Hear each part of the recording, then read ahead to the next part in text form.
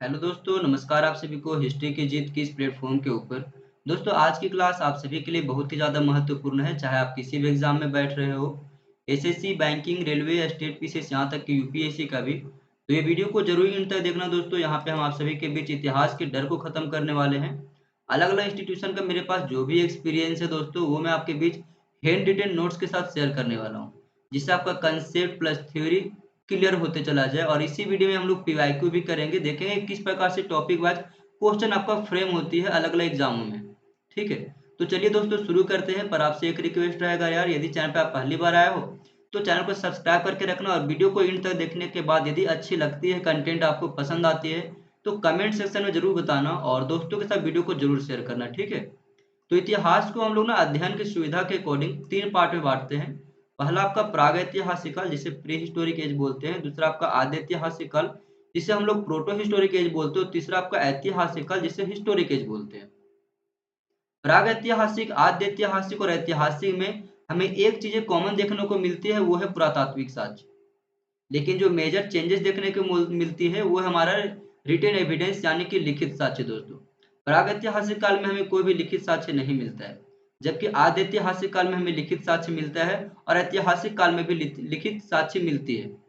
बस वजह यह है कि आद्यैतिहासिक काल में जो हमें लिखित साक्ष्य मिलता है, हम उसे आज तक नहीं पढ़ सके और समझ ही नहीं सके एक्चुअली वो लिखा क्या है। जैसे इंडस वैली सिविलाइजेशन है, आपका एक साइट है आपका वहाँ का धौलावीरा। ठीक है, सिंधु घाटी सभ्यता का यानी हड़प्पा सभ्यता का आपका एक धौलावीरा साइट है। वहां से हमें एक साइन बोर्ड मिला है चित्राक्षर लिपि में, जिसे आज तक हम लोग नहीं पढ़ सके। बड़े बड़े विद्वता आए हैं उसे पढ़ने के लिए, लेकिन आज तक उसे वो नहीं पढ़ सके। ठीक है, तो वो आपका ऐतिहासिक काल के नहीं बल्कि वो आद्य ऐतिहासिक काल के अंतर्गत रखा गया है। ठीक है, दूसरी बात की प्रागैतिहासिक काल को ही हम लोग अध्ययन की सुविधा के अकॉर्डिंग तीन पार्ट में बांटते हैं। प्रागैतिहासिक पहला आपका आता है पैलोलिथिक एज, यानी कि पुरापाषाण काल। दूसरा आपका मध्य पाषाण काल और तीसरा आपका नवपाषाण काल।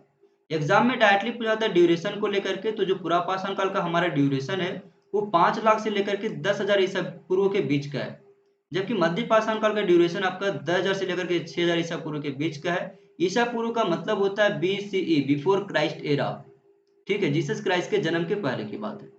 और नवपाषाण काल का आपका वो है 6,000 से लेकर के 1,000 ईसा पूर्व के बीच का।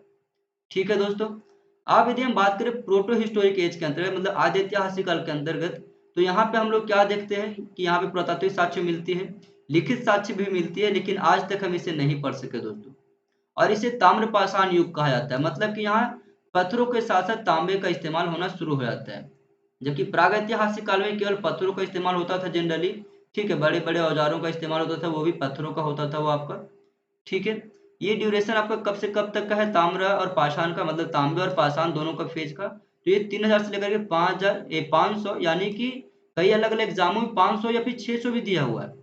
तो ये बात को आप लोग ध्यान रखना, 3,000 से लेकर के 500 या फिर 600 ईसा पूर्व के बीच का ड्यूरेशन ताम्र पाषाण काल के बीच में जाना जाता है। ठीक है, इसके अंतर्गत आपका आता है सिंधु घाटी सभ्यता, और दूसरा आता है आपका ऋग्वैदिक कल्चर।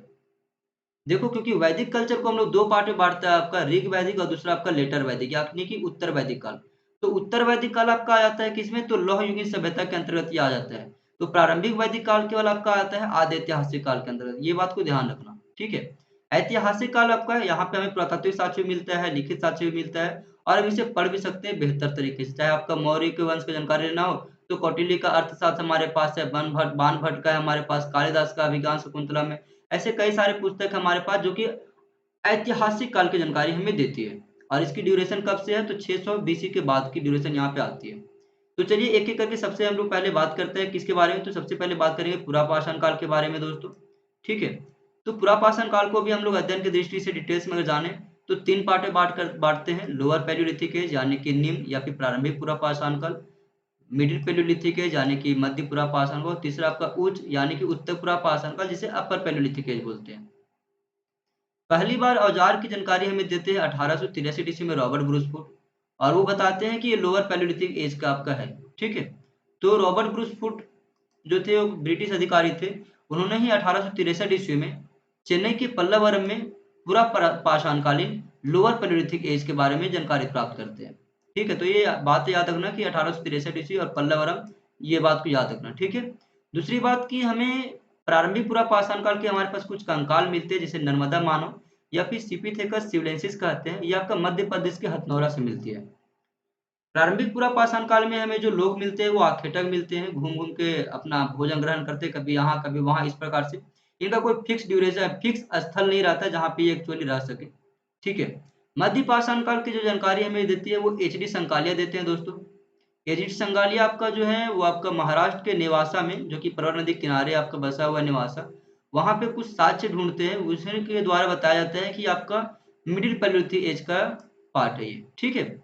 आश्रय स्थल देखें दोस्तों तो यहाँ पे एक मेजर चेंजेस ये देखने को मिलती है कि खुला में तो रहते ही हैं, लेकिन साथ साथ गुफा में रहने का शुरुआत भी यहाँ से हमें देखने को मिल जाता है। ठीक है।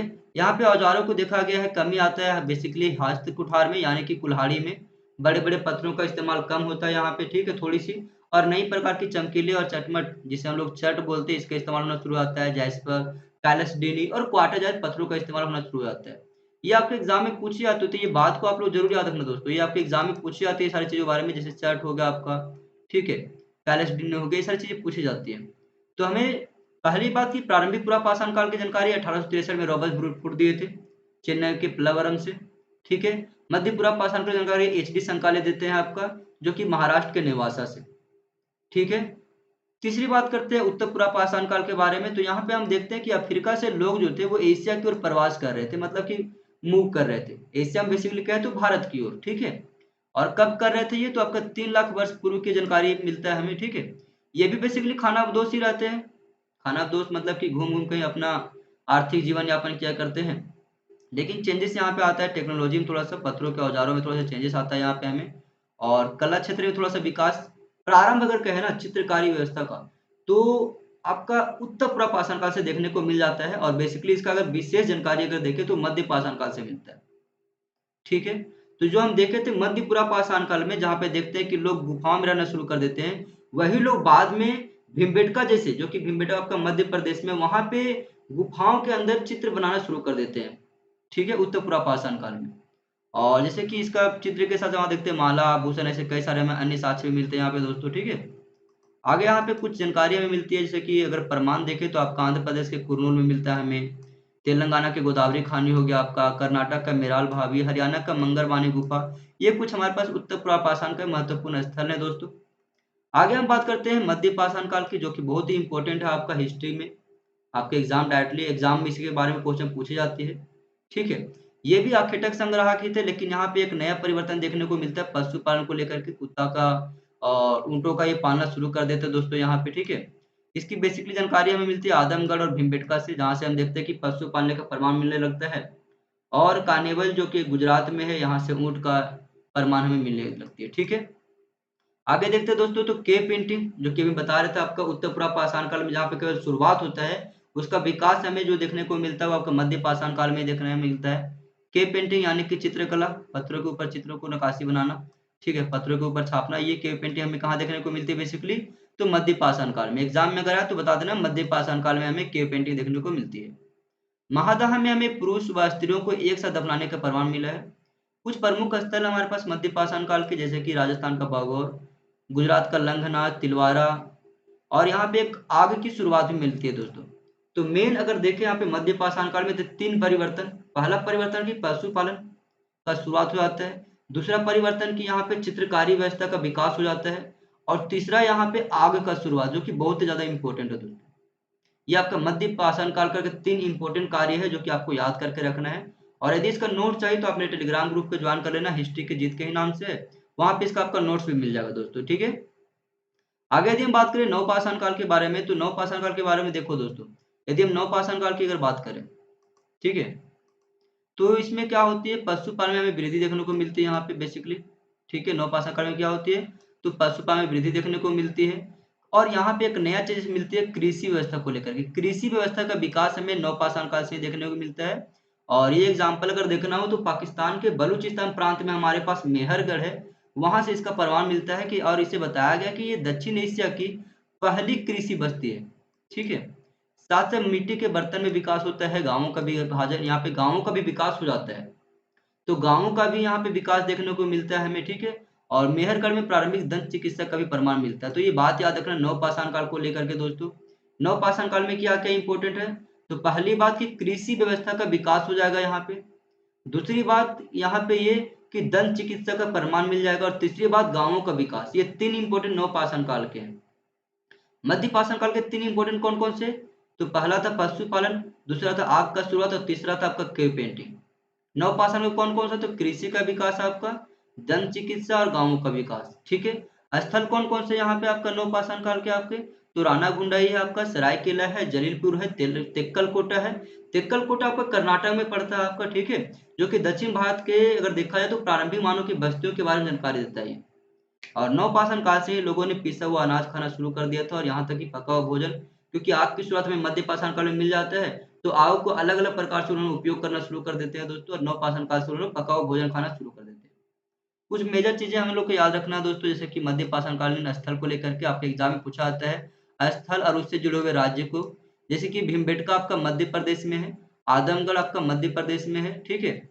गुजरात में आपका कानेवल है, लोटेश्वर है आपका, रतनपुर है, लंगनाज है, ये आपका कुछ प्रमुख गुजरात में आपका मध्य पाषाण कालीन स्थल है आपका। राजस्थान में आपका तिलवारा है, बागोर है। कर्नाटक में आपका संगनकल्लू है दोस्तों। ठीक है।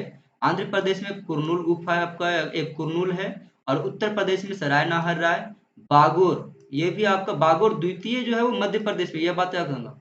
और जो बागोर प्रथम है वो है राजस्थान में। तो ये बात को आप लोग जरूर याद रखना दोस्तों। चौपानी मांडू है। ठीक है। महादाह है, दमदमा है, बिरभानपुर है, ये आपका उत्तर प्रदेश में है दोस्तों। केरल का तेनमलाई और टेरी स्थल आपका तमिलनाडु का। ये कुछ प्रमुख मध्य पाषाण के स्थल है हमारे पास। नवपाषाण काल के प्रमुख स्थल कौन सा है? तो मेहरगढ़, किले गुल मोहम्मद, ये आपका पाकिस्तान में पड़ता है। ठीक है। जम्मू कश्मीर का आपका बुर्ज होम और गुफ कराल। तमिलनाडु का आपका पेयमपल्ली दोस्तों। महाराष्ट्र का आपका ब्रह्मगिरी हो गया आपका, कर्नाटक का हल्लूर हो गया, तेलंगाना का कुपगल्लू हो गया, कर्नाटक का टेक्कल कोटा, मास्की, और एक आपका कोटेडकल। ठीक है। आगे बात करते हैं आंध्र प्रदेश का, तो नागार्जुन कोंडा दोस्तों, और असम का दार्जिलिंग हार्डिंग। ये कुछ प्रमुख आपका नवपाषाणकालीन स्थल है दोस्तों। इसके अगर अलावा देखें दोस्तों तो हमारे पास मास्की, ये भी हमारे पास नवपाषाणकालीन स्थल है। ठीक है। ब्रह्मगिरी हो गया आपका, तो ये भी कुछ प्रमुख हमारे पास नवपाषाणकालीन स्थल है। अब देखते हैं दोस्तों पीवाईक्यू, कि इस टॉपिक से प्रागैतिहासिक कालीन, आद्यैतिहासिक कालीन, और आद्यैतिहासिक में तो अभी हम पढ़े नहीं है, क्योंकि हम वहाँ पे इंडस वैली सिविलाइजेशन जब पढ़ेंगे तो उसके पीवाईक्यू चर्चा करेंगे। बेसिकली प्रागैतिहासिक काल से कौन कौन से प्रश्न बनते हैं? तो प्रश्न तो अलग अलग एग्जाम में बहुत सारे बने हैं, पर उसमें से कुछ हम लिए हुए हैं जो आपके कंसेप्ट को क्लियर कर सकता है। वो है आपका यूजीसी नेट का 14 दिसंबर 2023 का शिफ्ट 1 में पूछा गया क्वेश्चन। क्वेश्चन आपका जो है वो है आपका भीमबेटका पेंटिंग को लेकर के दोस्तों। भीमबेटका चित्रकारी के बारे में बताया गया कि ये मध्य पाषाण युगीन है। बिल्कुल सही बात है कि मध्य पाषाण काल में इसका विकास बहुत ज्यादा हो जाता है। केवल उत्तर पूर्व पाषाण काल में इसका करीब शुरुआत देखने को मिलता है, लेकिन इसका जो मेजर चेंजेस और विकास देखने को मिलता है वो मध्य पाषाण काल से देखने को मिलता है। ठीक है। तो ये हमारा देखना है दोस्तों, ये हमारा यहाँ पर भी है, यहाँ पर भी है, यहाँ पर भी है। तो अभी थोड़ा सा रुक जाते हैं। दूसरा, आदि भारतीय कला के उदाहरण। बिल्कुल जी हाँ, अर्लियन इंडियन आर्ट का ये प्राचीन काल के बारे में बताता है। बिल्कुल सही बात है दोस्तों, ये भी सही है। पूर्व पाषाण युग के दौरान बनाई गई थी? नहीं दोस्तों।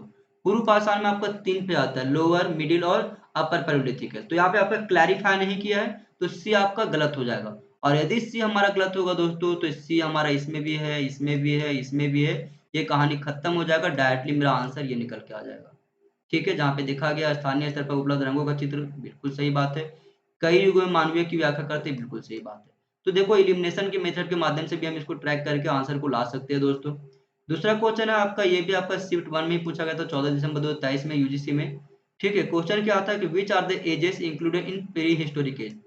तो प्री हिस्टोरिक एज का डायरेक्टली आपका आंसर आ जाएगा, देखो पैलेयोलिथिक एज। ठीक है। पुरापाषाण काल आपका जो है वो प्रागैतिहासिक काल में आता है। ठीक है। तो पुरापाषाण काल, मध्य पाषाण काल, नवपाषाण काल, ये आपका प्रागैतिहासिक काल में आता है दोस्तों। तो ये आपका डायरेक्टली आंसर निकल के आ गया। जो हाउस होल्ड बिल्डिंग टाइम है वो आपका तो नवपाषाण काल में आता है दोस्तों। ये आपका, हाँ, ये नवपाषाण काल में आता है, तो ये आपका तो इसको नहीं ले सकते हम दोस्तों। ठीक है। ये आपका दूसरा आपका आ गया showing physical power. Physical power जो हमारे पास है दोस्तों वो आपका आता है आर्यन से, मतलब कि वैदिक पीरियड से। ठीक है। वहां पे देखते हैं युद्ध वगैरह का चर्चा होना शुरू हो जाता है। स्टोन टाइम्स, अब स्टोन टाइम्स भी हमें क्लियर नहीं बताया है, क्योंकि स्टोन टाइम हमारा जो है आद्य ऐतिहासिक काल में मिलता है, जहाँ पे तांबे और पत्थरों का इस्तेमाल होता है। तो ये क्लियर नहीं किया। क्लियर हमारे पास केवल है क्या? पुरापाषाण काल। तो पुरापाषाण काल को हम लोग प्रागैतिहासिक काल कहते हैं। तो डायरेक्टली यहाँ पे हमारा ऑप्शन नंबर 1 इसका आंसर निकल के आएगा। अगला क्वेश्चन यूजीसी नेट में ही 6 दिसंबर को शिफ्ट 2 में पूछा गया था आपका दोस्तों। यहाँ पे कुछ हमारे पास क्या थे, मध्य पाषाणकालीन कुछ औजार वगैरह टूल्स वगैरह थे और कुछ ताम्र पाषाणकालीन, इसको मिलाना था। तो यदि मध्य पाषाणकाल को हम अच्छे तरीके से पढ़ लेते दोस्तों तो ऐसे ही डायरेक्ट हमारा इलिमिनेट करके आंसर को ला सकते हैं। जैसे कि औजार, औजारों का आंसर हम लोग देखते हैं पुरापाषाण काल में ज़्यादा यूज होता है हमारा, तो ए का 3 हो जाएगा आंसर। ए का 3 हमारा केवल यहीं पे क्लियर हो जाएगा आंसर यहीं से दोस्तों। रंग, ये चित्रकला को लेकर के भीमबेटका चित्रकला, ठीक है, तो रंगों का औजार हमारा चित्रकला को लेकर के है दोस्तों, तो बी का आपका 1 हो जाएगा, तो बी का 1 भी हमारा यहाँ पे मिल गया दोस्तों। ठीक है, सिंधु घाटी सभ्यता को लेकर सिंधु है जो कि मुहर को ये डायरेक्टली ऐड करेगा, और दाढ़ी वाला आदमी आपका सिरखड़ी को, तो ऑप्शन नंबर 1 इसका क्लियरली आंसर मेरा निकल के आ जाएगा। ठीक है, अगला क्वेश्चन दोस्तों यहाँ पे अभिकथन और कारण को लेकर के है। ठीक है, तो अगर यहाँ पे बताया गया कि नवपाषाण काल में ही मानव मात्र का स्थापन प्रतिरूपी अस्तित्व में आया, जी हाँ बिल्कुल, गांवों का विकास या फिर मानव का स्थानीय, अगर देखें दोस्तों स्थानीय रूप से कृषि वगैरह का, और स्थानीय रूप से जो लोग रहने का शुरुआत करते हो नवपाषाण काल से करते थे, बिल्कुल सही बात है। कारण क्या है, तो पूर्व पाषाण काल और मध्य पाषाण काल में समझता मानव ने एक स्थान पर बसने के बारे में नहीं सोचा था, बिल्कुल सही बात है दोस्तों। इसका ऑप्शन नंबर 1 इसका सही आंसर आ जाएगा। तो क्वेश्चन तो बहुत बनते हैं दोस्तों, पर ये कुछ महत्वपूर्ण क्वेश्चन थे जो आपके कंसेप्ट को क्लियर कर सकता था। ठीक है, अगले वीडियो में फिर से मिलते हैं दोस्तों। ठीक है, पर आपसे भी से एक ही रिक्वेस्ट रहेगा यार, यदि आप किसी भी एग्जाम की तैयारी कर रहे हो तो चैनल को सब्सक्राइब करके रखो, ये क्लास आपका कंटिन्यू रहेगा, आपका कहीं भी डॉट नहीं रहने दूंगा, ये मेरा वादा आपसे। ठीक है, और दूसरी बात दोस्तों, आपका कहीं भी डर बना रहता है ना इतिहास को लेकर के, वो मैं डर को क्लियर करने वाला हूँ समाप्त। ठीक है, यहाँ पे हम लोग अपने वीडियो में कंसेप्ट और थ्योरी दोनों देखेंगे, जो भी चीजें देखेंगे वो टू दी पॉइंट रहेगा, यहाँ पे एक्स्ट्रा हम लोग कुछ भी नहीं पढ़ेंगे दोस्तों। ठीक है, और तीसरी बात ये है कि वीडियो के अंतर्गत ही हम लोग पीवाईक्यू भी सॉल्व करेंगे, जहाँ पे देखेंगे कैसे क्वेश्चन बनते हैं अलग अलग एग्जामों में। तो चैनल को सब्सक्राइब करके रखना, और वीडियो अच्छी लगी तो आप लोग कमेंट सेक्शन में जरूर बताना दोस्तों फीडबैक के रूप में, और वीडियो को दोस्तों के साथ जरूर शेयर करना। अगले वीडियो में फिर से मिलते हो दोस्तों, तब तक के लिए थैंक यू।